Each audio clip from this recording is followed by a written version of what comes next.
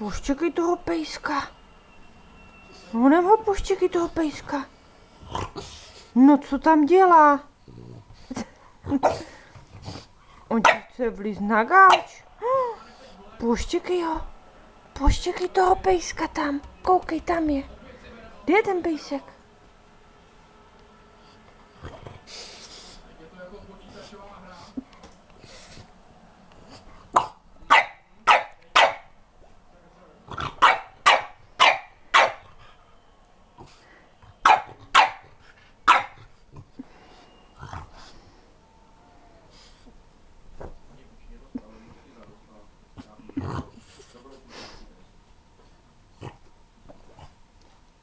Co tam ten pejsek dělá?